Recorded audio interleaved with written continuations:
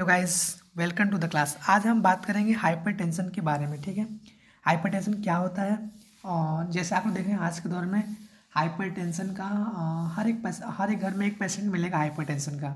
ठीक है, तो आइए हम बात करते हैं। आज हम बात करते हैं हाइपरटेंशन क्या होता है। ठीक है, और इसका रोकथाम क्या है। ठीक है, और इसको मैनेज कैसे करेंगे, इसका कॉम्प्लिकेशन क्या क्या होता है।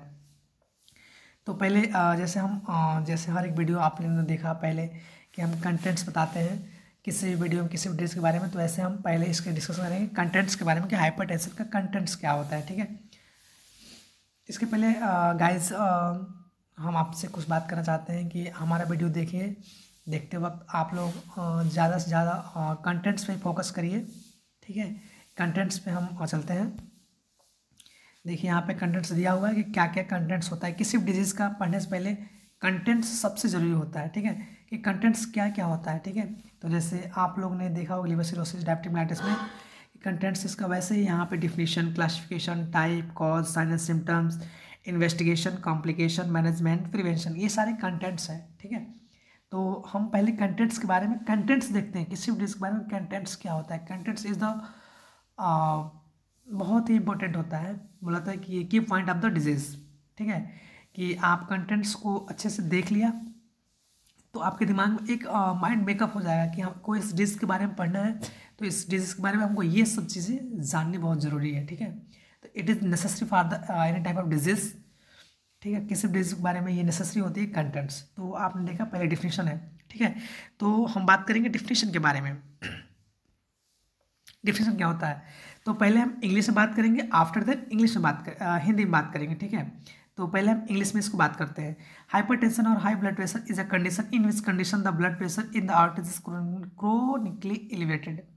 मीन्स हाइपरटेंशन जो होती है, होता क्या है कि हाइपरटेंशन में जो हमारी आर्टेरियल ब्लड प्रेशर होती है बहुत ज़्यादा हाई हो जाती है। ठीक है, या hypertension is defined as an average systolic blood pressure above 140 mmHg and diastolic blood pressure above 90 mmHg।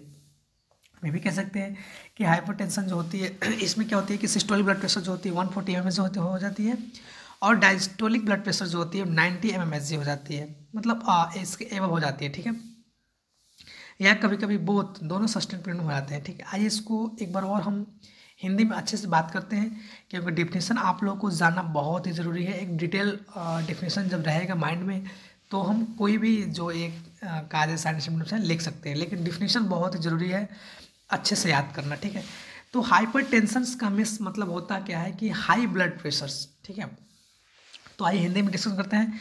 Hypertension में होता क्या है कि हाइपरटेंशन में जो हमारी आर्टेरियल ब्लड होती है ना वो हाई हो जाती है। ठीक है, ज़्यादा हो जाती है, उसका जो प्रेशर्स होता है ना वो ज़्यादा हो जाता है। ठीक है, इसलिए हम इसको हाइपरटेंशन कह सकते हैं। दूसरे वर्ड में हम डिफाइन करें तो हाइपरटेंशन जो होता है इसमें क्या होता है, जो सिस्टोलिक ब्लड प्रेशर होती है वो 140 mmHg से भी ज़्यादा हो जाती है, और डायस्टोलिक ब्लड प्रेशर होता है वो 90 mmHg से भी ज़्यादा हो जाता है, या कभी कभी दोनों भी सस्टेन पीरियड हो जाते हैं। ठीक है, डिफिनीशन आपको क्लियर से समझ में आया होगा गाइज। आफ्टर अगर हम बात करते हैं क्लासिफिकेशन के बारे में कि इसका क्लासिफिकेशन क्या होता है, तो क्लासिफिकेशन यहाँ पे देखिए, कोई भी डिजीज़ को पढ़िए, उसको अपने तरीका से माइल्ड, मॉडरेट, सीवियर में बनाइए और उसको अच्छे से डिफाइन करिए। ठीक है, तो मैंने ऐसे ही क्लासिफिकेशन को डिफाइन किया है कि सिस्टोलिक और डायस्टोलिक में दो पार्ट में डिवाइड कर दिया। सिस्टोलिक आपने देखा और डायस्टोलिक भी देखने को मिलेगा यहाँ पे। ठीक है, क्या क्या वैल्यू होती है सिस्टोलिक में और क्या क्या वैल्यू होता है डायस्टोलिक में। ठीक है, तो यहाँ पे हमने ग्रेड दिया है,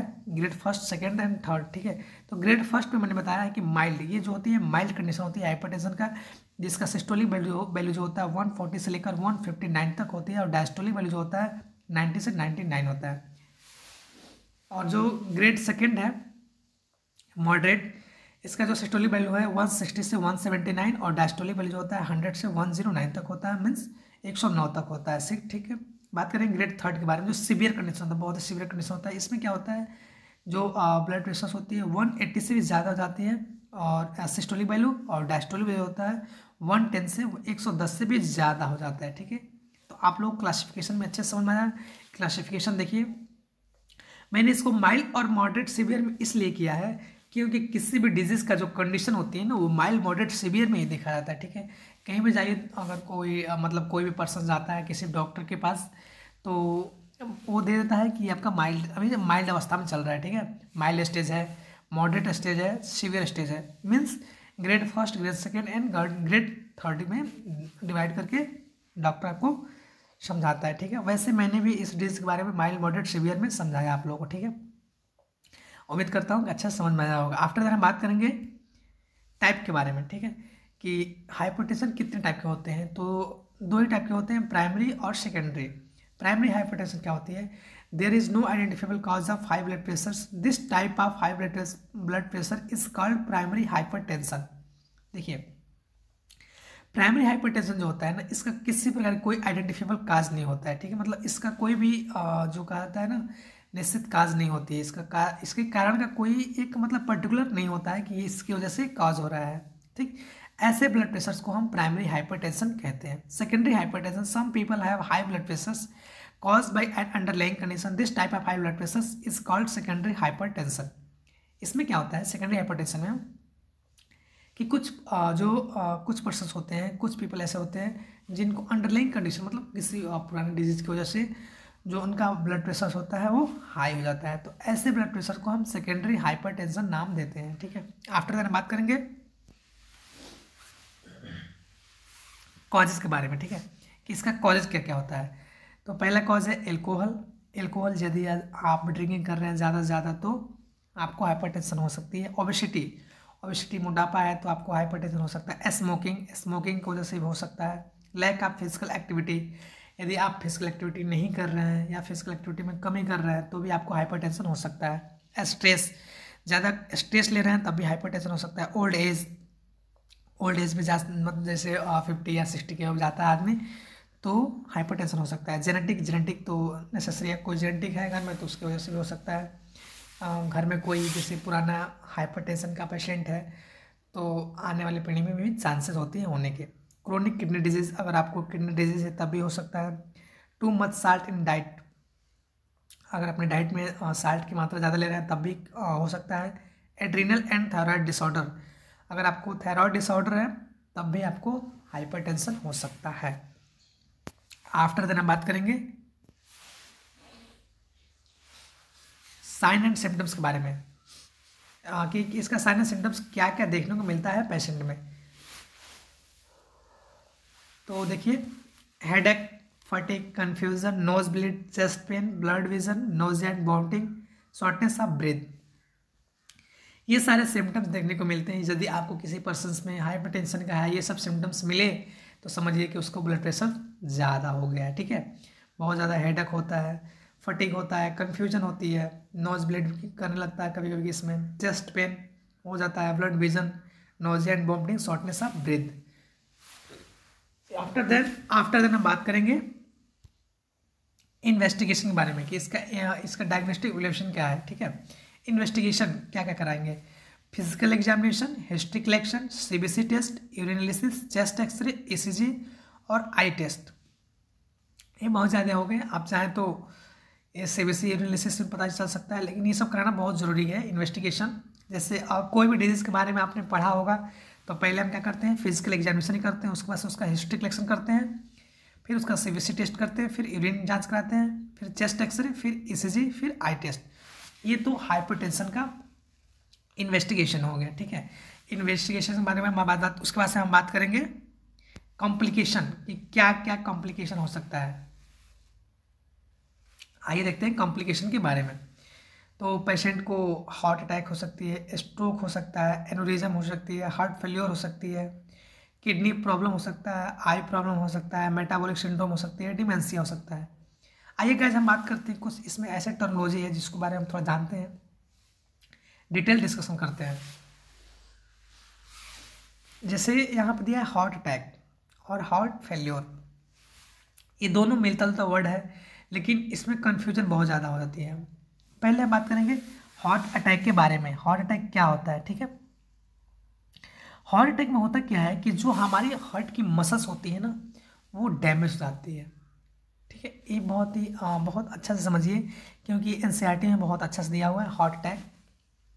तो इसको हम एक वर्ड में समझाएं तो हार्ट अटैक क्या होता है कि इसमें जो हमारी हार्ट की मसल्स होती है ना वो डैमेज हो जाती है, क्योंकि इंडिकेट मात्रा में उसको ब्लड सप्लाई होने लगती है। जब ब्लड सप्लाई इंडिकेट मात्रा में होगा तो हमारी जो हार्ट की मसल्स होती है ना वो डैमेज होने लगती है, ठीक है। तो इसे हम हार्ट अटैक कहते हैं। जैसे एग्जाम्पल बताएं आपको कि कोई भी पर्सन, एक मान लीजिए एक अच्छा पर्सन, हेल्दी पर्सन है, वो अच्छा मतलब डाइट ले रहा है, उसके यदि हम डाइट में कमी कर दें तो उसको वीकनेस फील होने लगती है, ठीक है। सेम कंडीशन हमारे हार्ट अटैक में होता है कि हमारे जो हार्ट की मसल्स होती है वो क्यों डैमेज होती है, क्योंकि उसको इंडिकेट मात्रा में ब्लड सप्लाई होती है, ठीक है। और हार्ट फेल्योर क्या होता है, ठीक है, इसको मैं अच्छा से आपको डिफाइन करेंगे हार्ट फेल्योर क्या होता है। हार्ट फेल्योर में होता क्या है कि जो हमारी जो हार्ट का जो पंपिंग, जो हमारी जो हार्ट जो ब्लड को पंप करता है ना, जो हमारी हार्ट की जो ये फंक्शन होती है कि ब्लड को पंप करना, तो heart is not pumping blood, ठीक है। हार्ट हमारे प्रॉपर उससे ब्लड को पंप ही नहीं कर पाता है, ठीक है। तो इससे हम हार्ट फेल्योर कहते हैं। समझ में आया? हार्ट अटैक में क्या होता है कि हमारी मसल्स जो हार्ट की होती है वो डैमेज आती है। हार्ट फेल्योर में क्या होता है कि ये प्रॉपर उससे ब्लड को पंप नहीं कर पाता है। इसी से मिलता जुलता एक और डिजीज है जो भी इसको मैंने इसमें मेंशन नहीं किया है, कार्डियक अरेस्ट। कार्डियक अरेस्ट क्या होता है, ठीक है। 3 डिजीज मैंने हार्ट से बताया आप लोगों को, हार्ट अटैक, हार्ट फेल्योर और कार्डियक अरेस्ट। कार्डियक अरेस्ट में क्या होता है गाइस कि इसमें जो हमारी हार्ट होती है ना, स्टॉप बीटिंग, मतलब जो बीटिंग होती है ना, धड़कन, वो ही स्टॉप हो जाता है कार्डियक अरेस्ट में, ठीक है। समझ आया? कार्डियक अरेस्ट क्या होता है? Stop beating of heart is known as cardiac arrest. Aneurysm तो आप लोग जानते होंगे, weakened area of the artery is known as aneurysm. Stroke में क्या होता है वो भी आपको पता होगा। डिमेंशिया आइए बात करते हैं डिमेंशिया क्या है, ठीक है।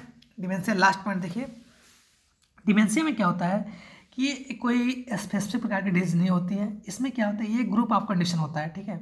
ये ग्रुप ऑफ कंडीशन होती है जिसकी, इसमें क्या होती है, मेमोरी लॉस होने लगती है पेशेंट को, या जैसे जो ब्रेन का फंक्शन है वो उसमें प्रॉब्लम आ जाती है, ठीक है। उसका प्रॉपर रूप से ब्रेन काम नहीं करता है, ठीक है। तो उसे हम डिमेंशिया में इंक्लूड करते हैं। कॉम्प्लिकेशन के बारे में हम बात करेंगे, उसके बाद से बात करेंगे कॉम्प्लिकेशन के बाद। आफ्टर दैट मैनेजमेंट, कि हाइपरटेंशन के पेशेंट को हम कैसे मैनेज करेंगे, तो इसमें मेडिकल मैनेजमेंट ही करते हैं। वैसोडायलेटर देते हैं, डाययूरेटिक्स देते हैं, बीटा ब्लॉकर देते हैं, कैल्शियम चैनल ब्लॉकर देते हैं। एक एक मैंने एग्जाम्पल में इंक्लूड कर दिया है कि आप लोग एग्जाम्पल भी याद करिए, जो कि सबसे नेसेसरी है कि एग्जाम्पल याद करना। वैसोडायलेटर में हाइड्रोलाइसिन, डाययूरेटिक्स में लाइसिक्स, बीटा ब्लॉकर में प्रोपेनॉल, और कैल्शियम चैनल ब्लॉकर में निफेडिपिन, एम्लोडिपिन भी देते हैं, ठीक है। ये तो आपका मैनेजमेंट हो गया। एक बार और हम बता देते हैं, वैसोडायलेटर हाइड्रोजलिन देते हैं, डायबिटिक्स इसलिए देते हैं क्योंकि उसको ज़्यादा से ज़्यादा यूरिन हो सके, ठीक है, इसलिए लाइसिक्स देते हैं। बीटा ब्लॉकर प्रोपेनॉल, एटिनोल देते हैं, ठीक है। ये क्या करती है, हमारे बीटा ब्लॉकर जो होती है, ये जो हमारी जो पेशेंट होते हैं हाइपरटेंशन को, उसको मैनेज अदर भी डिजीज को मैनेज करता है beta blocker. Calcium channel blocker जो निफेडिपिन, एम्लोडिपिन, ये जो होती है हमारी ब्लड प्रेशर को डाउन करती हैं, ठीक है। बीटा ब्लॉकर हो गया, कैल्शियम चैनल ब्लॉकर हो गया, डायबिटिक्स हो गया, वैसोडायलेटर, ये 4 मैनेजमेंट करता है मेडिकल मैनेजमेंट पेशेंट को। आफ्टर दैट प्रिवेंशन, कि हम कैसे, देखिए प्रिवेंशन बहुत इंपॉर्टेंट है, ठीक है। कि कोई भी डिजीज़ का एक जो पर्टिकुलर कॉज होता है, उस कॉज को हम प्रिवेंट करें, ठीक है, प्रिवेंशन से बचे। उस मतलब क्या है कि उसको हम कैसे, उस कॉज से कैसे बचे, उसके कारण कैसे बचे, तो इसका एक ही उपाय है प्रिवेंशन। उस चीज़ को हम लेना, यूज़ ना करें, ठीक है। तो हम प्रिवेंशन के बारे में बात करते हैं। मेंटेन अ हेल्दी वेट, अपने वेट को मेंटेन रखें। टेकिंग रेगुलर एक्सरसाइज करें। नॉट स्मोकिंग, किसी प्रकार कोई स्मोकिंग ना करें। Health education and self education, ये कितना अच्छा मैंने इसमें पॉइंट को इंक्लूड किया है, health education and self education. मत अपने हेल्थ को आप अच्छे से अच्छा रखिए, सेल्फ एजुकेशन होना चाहिए किसी डिजीज के बारे में, ठीक है। ईटिंग अ हेल्दी डाइट, अगर आप अच्छे से अच्छे डाइट लेते हैं तो भी आपको हाइपरटेंशन नहीं हो सकती है, ठीक है। गाइज आप लोग को अच्छे से समझ में आएगा, उम्मीद करता हूँ, ठीक है। अगर अच्छे से समझ में आया तो चैनल को सब्सक्राइब करिए। और सबसे पहले देखिए, किसी डिजीज़ के बारे में पढ़ने से पहले मैंने आपको बताया कंटेंट्स बहुत ही ज़रूरी है, ठीक है। आप कंटेंट्स एक बार माइंड सेट कर लीजिए, अपने आप एग्जाम में किसी भी डिजीज़ का आएगा कंटेंट्स आप लिख दीजिए और अच्छे से डिफाइन करते चले जाइए, किसी पर कोई प्रॉब्लम नहीं होता है, नहीं होगा। जैसे आपको मैंने हिंदी में समझाता हूँ और इंग्लिश में समझाता हूँ, डेफिनेशन हिंदी और इंग्लिश दोनों में समझना चाहिए, ठीक है। आफ्टर देन आप लोग से मिलते हैं नेक्स्ट वीडियो में, नेक्स्ट एक अच्छा स्टडीज लेकर और एक सॉलिड नोट्स देता हूँ, ठीक है। Thank you guys.